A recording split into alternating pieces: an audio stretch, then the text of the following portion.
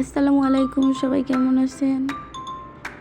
বাচ্চাদের কখনোই অতিরিক্ত তেল জাতীয় খাবার দেওয়াটা উচিত না, যদিও ওরা পছন্দ করে।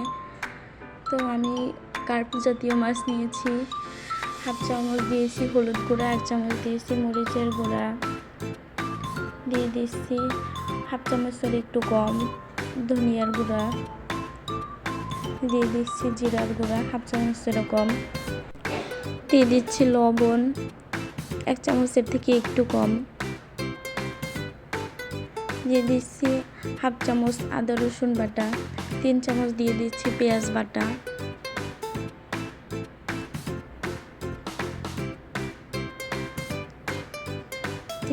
তিন চামচের মতো দিয়ে দিচ্ছি সয়াবিন তেল।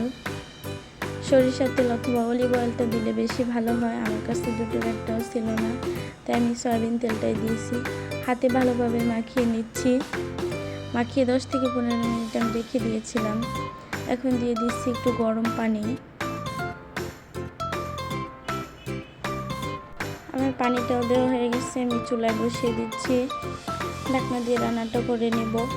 তো ডাক্তাররা বলেন বাচ্চাদেরকে ম্যারিনেট করে খাবার রান্না করে খাওয়াতে, যার ফলে বাচ্চাদের শরীরে অতিরিক্ত তেল বা ভাজা পোড়া এগুলো তো বাচ্চাদের জন্য ক্ষতি। ডিমটা ওদের নিয়মিত একটু একটু খাওয়া হয়, যার জন্য ভাতের সাথে খাওয়ার জন্য ওদের ডিম পোস্ট করে দিলে বা ভেজে দিলে ওরা খায় না। দিয়ে দিচ্ছি ধনিয়া পাতা কুচি।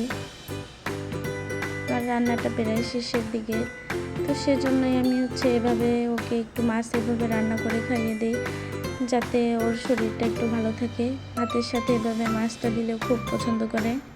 আমি রান্নার শেষে চুলার উপরে রেখে দিয়েছিলাম ঝোলটা টানার জন্য, যেহেতু চুলাটা অনেক গরম থাকে, এতে মাখা মাখা হয়ে গেছে। আজ আর নয়, দেখা হচ্ছে অন্য কোনো রেসিপি নিয়ে। সে পর্যন্ত সবাই ভালো থাকবেন, সুস্থ থাকবেন। আল্লাহ হাফেজ।